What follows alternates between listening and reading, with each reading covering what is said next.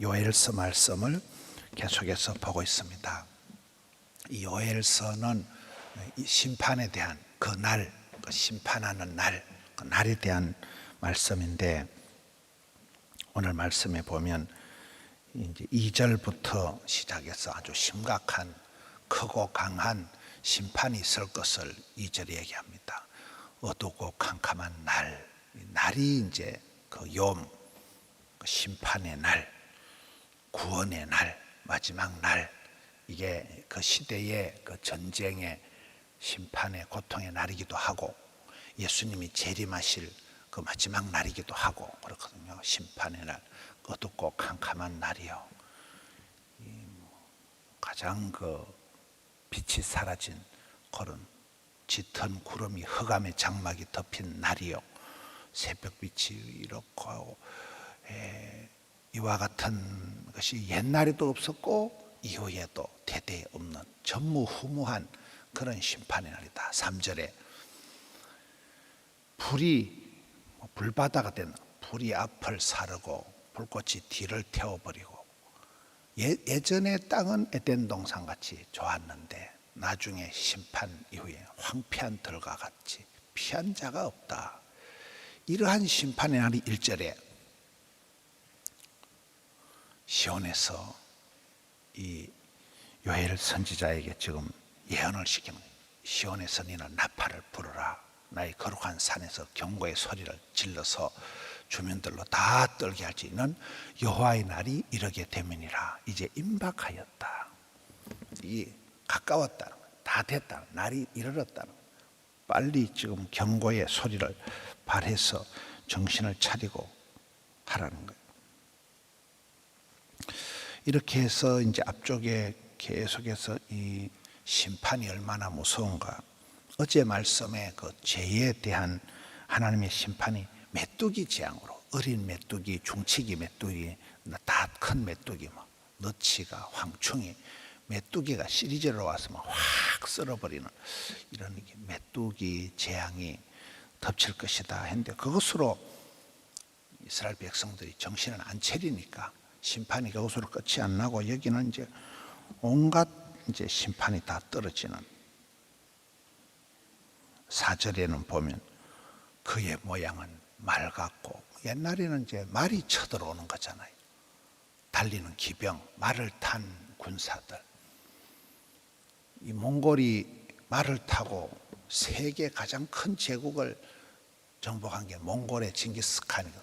말이라는 게, 이게 말을 타고 가니까 기동성 있고, 말 타고 가면서 밥을 먹고, 소 한 마리를 잡아가지고 그걸 이렇게 말리면 소 내장에 다 들어간대요. 그거를 육포를 이렇게 옆구리 차고 가다가 그걸 씹어 먹고, 그걸 물을 이래 한 게 설렁탕, 고기를 말린 걸 설렁탕을 해 먹고, 말 타고 가면서 활을 쏘고, 이렇게 하니까 이 기동성이 있어서 몽골의 말을 타고 세계를 제패한 게 징기스칸이잖아요. 말 갖고 이 원나라가 세계를, 우리나라를 그냥 초토화시켜버린 거잖아요. 그때 우리나라의 공여 여자를 그냥 10만 명을 전국에 웬만한 집에 딸이 며느리가 안 잡혀간 집안이 없다 할 정도로 수많은 여자들을 잡아다 공출을 한 거예요. 원나라의 공여를 갖다 바친 환향여, 그때 나온 말이 환향, 고향으로 돌아온 여자를 문 밖에서 쫓아내고 환양년. 아침부터 좀 죄송합니다.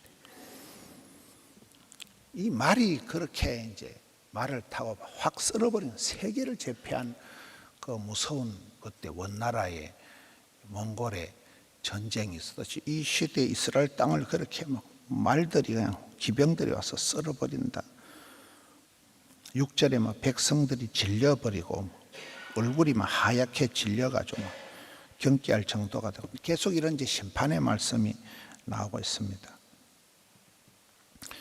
메뚜기 재앙으로 끝나지 않고 심히 크고 강한 군대가 쳐들어온다는, 이 어마무시한 전쟁이 이제 벌어진다.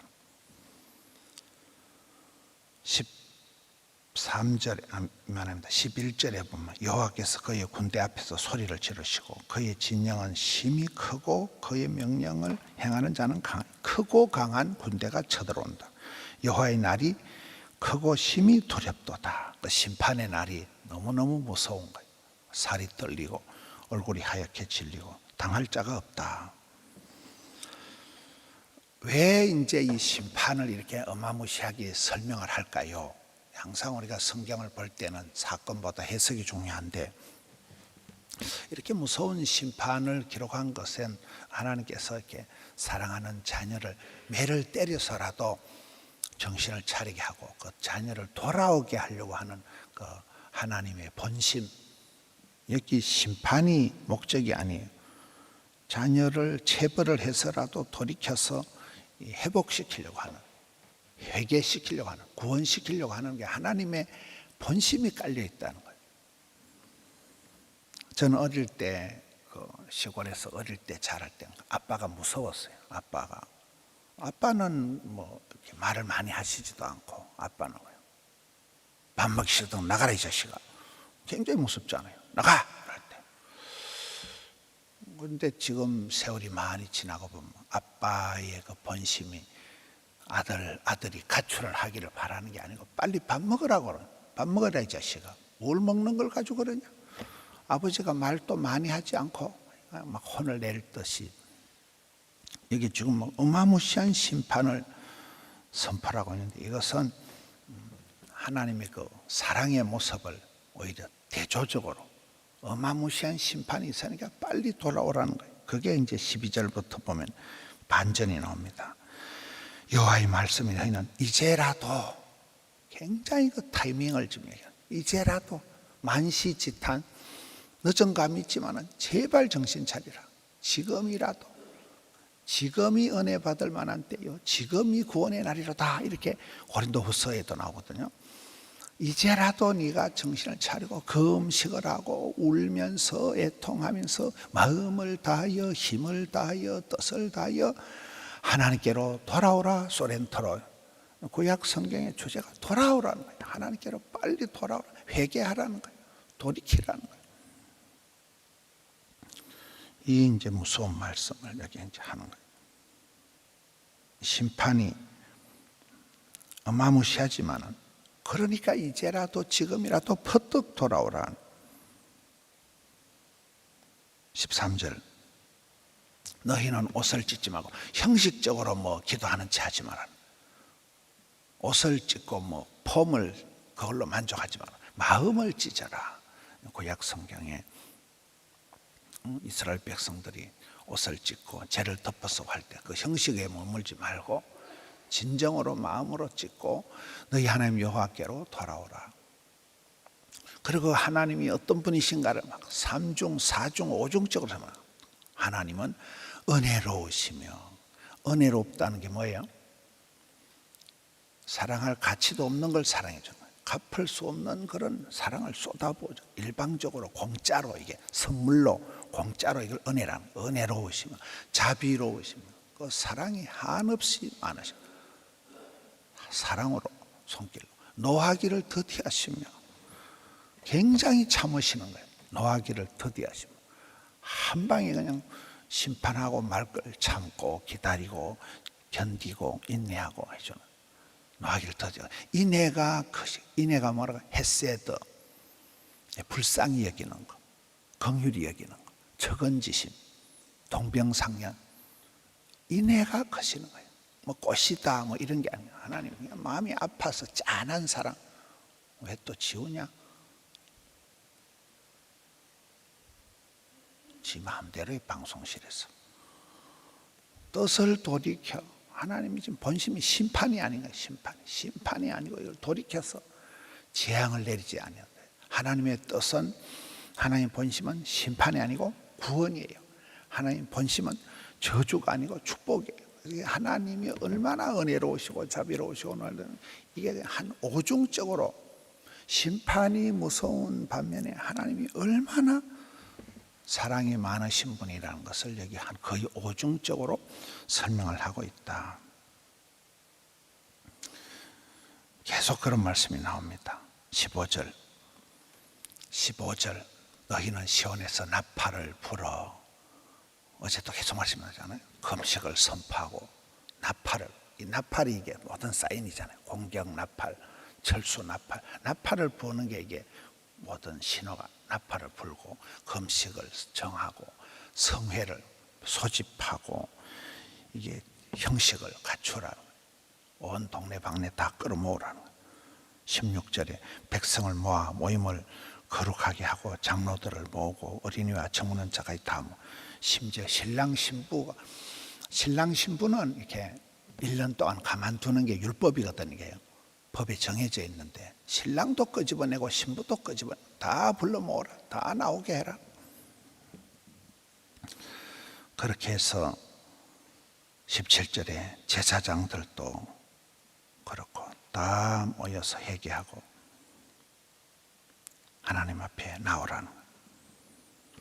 여러분, 이 죄로 인한 심판이 굉장히 무서웠고 엄청났지만은 회개할 때는 그거와 반대로 하나님의 은혜와 기쁨으로 바뀌는 이 복음적인 모습이 이게 나타난다는 거예요.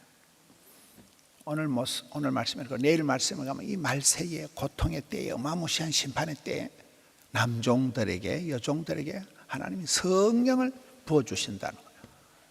굉장히 우리가 성경 말씀을 보면 뭐 드라마틱하다는 말이 좀 안 맞지만은 굉장한 냉정과 열정이, 심판과 구원이 동시에 나타나는 거예요. 어마무시한 이 심판을 선포하시지만 그 뒤에 엄청난 하나님의 사랑을 보여주면서, 그러니까 너희들이 울고 회개하고 돌이키고 결단하고 하나님께로 돌아오라.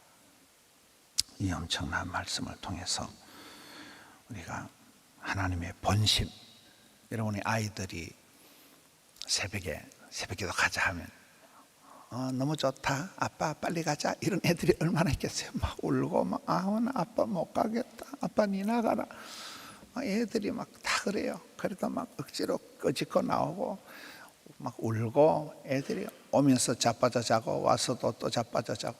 그래도 나중에 가야 이 아들이 알아요. 나중에 10년 20년 지나야 그때 엄마가 나를 위해서 늘 기도하고 아빠가 나를 덜쳐업고 기도했던 그것이, 여러분, 나를 위해서 내 잘되기를 바라는 건 엄마하고 예수님밖에 없다 그러잖아요. 친정 엄마만 나를 위하지 아빠는 그거 안 들어가더라고 보니까. 아버지의 본심, 친정 엄마의 그 희생과 눈물을, 그걸 까먹으면 그건 사람도 아닌 거예요. 우리가 어려울 때 더 시집살이가 힘들면 친정 엄마가 더 보고 싶다 그러잖아요. 친정 엄마가 그립다는 것은 시집살이가 고달프다는 증거래요.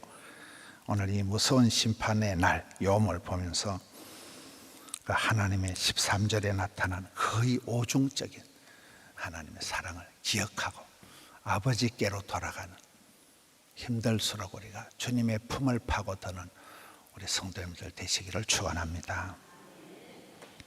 하나님 아버지 감사드려요. 건강 생명 주시고 또 새 아침을 주시니 감사합니다. 한 주간 자녀를 위한 특세를 지나면서 우리의 자녀들을 생각하면서 눈물로 기도할 수밖에 없습니다. 말귀를 못 알아듣고 자주 싸우고 다투지만은 저희들이 할 수 있는 것은 나는 사랑하나 저희는 도리어 대적질하니 나는 기도할 뿐이라 주의 말씀처럼 기도하며 눈물로 나아갑니다. 하나님, 맡겨오신 자녀들을 불쌍히 여겨 주시옵소서. 우리 부모님들이 우리에게 해 주셨듯이 저희들도 희생하며 수고하며 사랑하며 나갈 수 있는 저들 되게 해 주옵소서. 말세의 심판의 때를 생각하면서 아버지 하나님의 극진하신 사랑을, 무궁하신 사랑을, 한량없는 사랑을 기억하고 더욱더 아버지 품으로 돌아가는 저들 되게 해 주시옵소서. 날마다 아침마다 새롭게 해 주옵소서. 마음을 새롭게 뜯어 고쳐서 주님 기뻐하시는, 주님 보시기에 아름다운 사람들로 만들어 주시옵소서. 이쁘게 아름답게 숭고하게 멋지게 살아드리는 주의 권속들, 주의 자녀들 삼아 주옵소서. 이 땅에 전쟁의 위협이 없는 평화를 허락하여 주옵시고 남과 북이 복음으로 통일되는 그날 오게 하여 주옵소서. 이 땅의 지도자들을 불쌍히 여겨 주옵시고 대한민국이 남북으로 대치되지 않고 동서가 갈라지지 않고 세대가 싸우지 않는 평화의 나라, 복음 전하는 나라 대한민국 하나님이 보호하사 우리나라 만세 만들어 주시옵소서. 이 땅을 불쌍히 여겨 주옵시고 새벽마다 구국 기도를 들으시고 받으시고 대한민국을 건져 주시옵소서. 이 땅에 속한 건속들이 세계 열방을 품고 복음 전하게 하여 주옵시고 부산, 울산, 양산, 산을 옮기는 믿음을 주옵소서. 이 땅을 복음화시키고 포도원교회가 피난처, 구원의 방주가 되게 해 주시옵소서. 마지막 때에 덕천성전, 함영성전, 금곡성전, 양산성전이 멋지게 존귀하게 쓰임받기를 원합니다. 우리 주님 역사하여 주시옵소서. 주님 새벽을 깨우며 나오는 성도들 일일이 하감하여 주옵시고 자녀를 위한 눈물의 기도를 받아 주시옵소서. 가정의 생업에 역사하여 주시옵시고 이 학기도 잘 감당하는 자녀들 되게 해 주옵시고 취업의 문을, 결혼의 문을 열어 주시옵소서. 주님 감사합니다. 올려드린 정성을 받아 주옵소서. 예수님 이름으로 기도하옵나이다. 아멘.